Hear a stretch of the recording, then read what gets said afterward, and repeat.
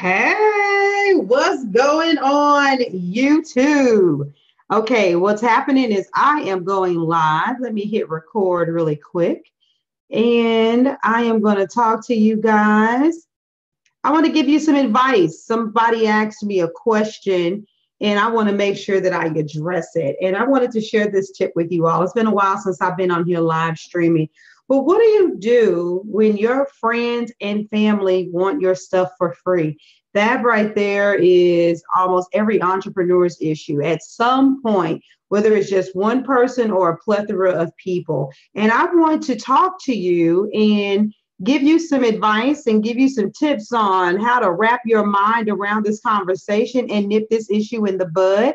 I see there are two people watching, not sure who the other one is. Go ahead and say hello. As a matter of fact, since you've got me live, if you have questions, then you can ask them while I'm going, even though I'm actually also going to record this for my podcast. For those of you that don't know about it, my podcast is Real Women Don't Bitch Podcast. Real Women Don't Bitch Podcast. So anyway, here's the deal. You've got a product or service and you've got friends or family that want your products for free. Now, why is this? This could happen for several reasons. One could be because before you started doing this as an actual business. Hey, Brandon Bessie. I don't know if you have this problem, but here we go. Some of you may have this issue, right? Where your friends and family have this thing that they should get the hookup. And the hookup could mean free, or the hookup could mean for a reduced price. And that's a struggle conversation for a lot of people. It's like, that's a hard one and I don't want to have it. And I can come at this from a lot of different angles, but I want to come at this from the angle of your mindset. My first thing is what are you? What are you? Most of you will say, I am a copywriter, I'm a coach, I'm a graphic designer. And I want to challenge you to change your conversation and start saying, I'm a business owner.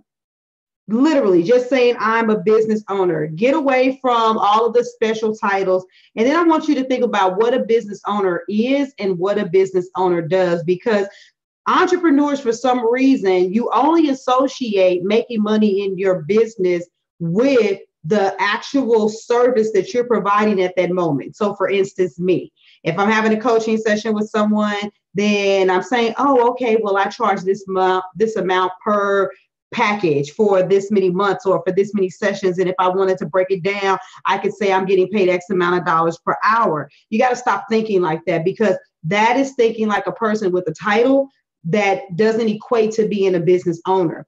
Really think about what it takes to make your business thrive. I'm going to use myself as an example again before I tell you exactly what I mean by that.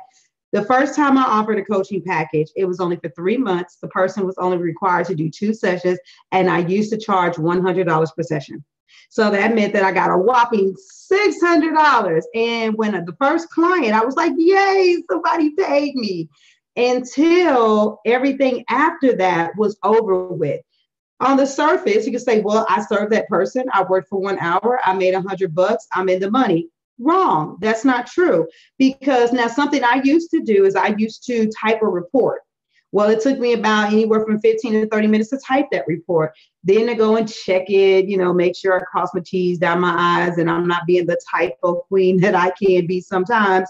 What ends up happening? Well, I spent another 30 minutes to an hour working on that. So I've drastically reduced my earnings down to $50 an hour. Well, what about the fact that I either am going to pay for software where it reminds them of their appointments, or I'm the one picking up the phone, letting them know they have a follow-up session? What about all the pre-work before that happened? What about the advertising cost to let it be known that I was a coach? What about all of those free 15-minute calls and chats that I did that no one else paid for? What about all this software that I'm using for my customer management systems? What about the looking at the books, looking at the finances, calculating the costs, balancing the budget?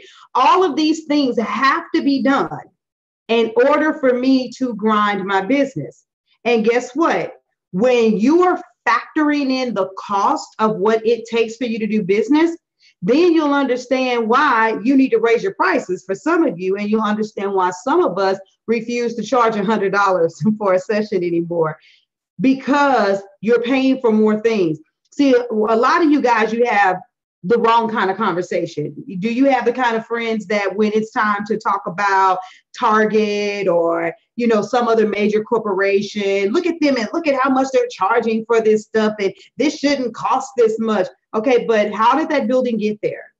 There was a cost to actually build it, or they're leasing that facility. What about the employees? Who pays them? What about the toilet tissue that the employees are using? What about the electricity and the water that's always there operating? What about the shipping costs? What about all the racks and the hangers that the stuff is hanging on? What about theft that comes, and so that messes up their budget? All of these different things. So when a company's pricing their product, they're not only saying, oh, here goes a shirt, I got it in Thailand for $2, so I'm only going to charge $5 for it. No, they're looking at the overall picture, the overall projection, what they plan on selling, what it costs to get it, what they plan on profiting, and how they have to spread all that administrative cost out.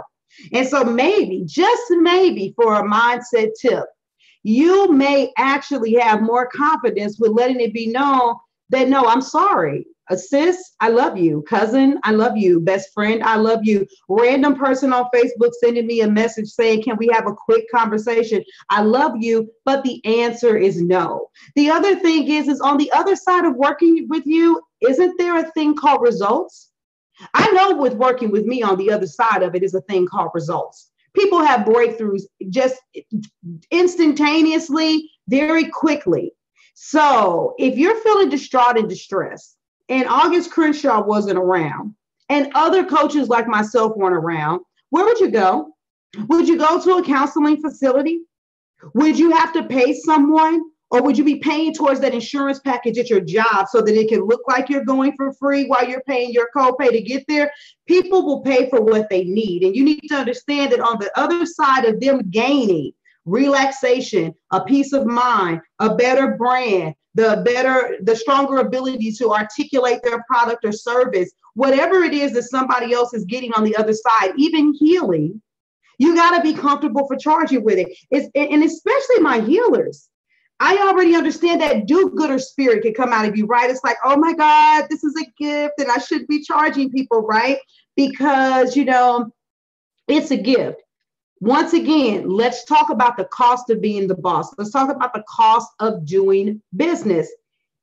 Even though it may be an innate ability, most healers that I know, you go to some type of school, you get some form of certification, you have to continue to do education credits. Did it not cost you to know how to utilize that gift? See, it may be a gift from the divine. It may be a gift from the universe, but here's the reality. The reality is that you had to pay to enhance it. So if you had to pay to enhance that gift, then should not the person that's on the receiving end pay for your ability to continue to be able to do that? This is what it looks like to be in business. And so let me just tell you this really crazy conversation that I had to have with a relative. And this is when I was 21, because I want you all to understand, I started my first business as a hairstylist when I was a sophomore in high school. And I know when I say that to some people, it's like, yeah, right. She was a boss and she was in high school. But what you all fail to understand is that I set appointments. I had time frames. I had pricing, scheduling, fees, all of that. I was for real about my business. But I was also a young mom, right? So I had a daughter when I was 19. And I remember having to talk to one of my relatives and say, hey, aren't you proud of your niece? I've never asked you to buy any Pampers for my baby. And they're like, that was random. I was like, but yeah, I mean, it's a lot of people out here, they got kids, right? And they have to constantly ask someone to foot the bill. You never had to buy my baby any shoes. Since I've been on my own at a young age, I've never asked you to pay for my rent. I've never asked you to keep the electricity on, to buy me any groceries. And she was like, why are we having this conversation? Well, I'm just bringing this up to you because you're having an issue with paying me for the service that I provide. You seem to always question how much I charge, but I don't ask you for any help. In the real world, if you don't work, you don't eat. And if I don't do your hair, you will pay someone else to do your hair. So with all due respect, because I'm not asking you for anything, I ask you to respect the fact that I'm a business owner. And I understand that that may not be the way that some of you all say it, but you do really need to understand that you need to have a clarifying conversation with people to let them know, no, I'm sorry. It doesn't work that way. If I'm going to extend my expertise, things that other people see value in me for, then I'm going to need you to pay for it. And if you guys didn't get a chance to listen to it, I actually did a video, and that was, a podcast episode where I talked about when people don't want to spend their money, don't take it personal. It's not about you, it's about them. And I'll use myself as an example again. And it's cool because I'll give it time for it to grow. But I launched a membership group. Now I have people that will ask me questions left and right. They've instant messaged me. They've asked questions on my posts. They appreciate my expertise. This is as close as many of them are going to ever get to getting it. They're trying to piece it together. And a lot of you feel the same thing, like people are trying to piece little parts of your expertise whenever you unleash it. You don't want to spend $33.33 to be a part of a group where you can get more relatable, digestible information for your business. That's not a personal problem for me. That's a problem for them. So, you got to understand that if you can't nip your family members in the bud, you won't nip people in social media on the bud. When people come to me and it's like, oh, well, you saying that you can't be a part of the group because you don't even have $33.33 to be in a membership group, you are either lying to me and you trying to use me up, or you don't deserve to be a business owner because you too damn broke. I'm raw and I'm real, YouTube. Y'all ain't seen me in a while, but this is just the reality.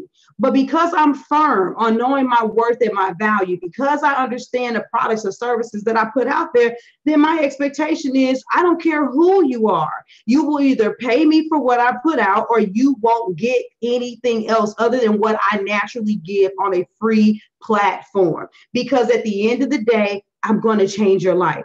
So who are you? What do you do? And what type of change do you provide? If you weren't doing it, who would those people go to? Yes, even in the healing arenas. Because you want to know what? If there were no alternative to Western medicine, they would still be paying someone to give them medicine to mask their pain. I mean, your guys' conversation just literally has to be this tough, this rough, this raw. And until you understand that, once again, you're not really fit to move up the levels of entrepreneurship if you aren't ready to talk like a boss. And if that's an area that you're struggling in, then you need to get the work done to clear your mindset, because you don't owe anybody anything. And I love it for my Christian followers that listen to me. There's a scripture in the Bible that says, "Oh, no man, nothing but to love them." And so a lot of you, even from a church perspective, you are taking your gift and you are turning it into a ministry. But I could have sworn the Bible also says that if you don't work, you don't eat. So you guys get strong, understand the mindset behind being willing to charge people what you're worth, even your friends and family members, is because there is a value to it, because you are a business owner.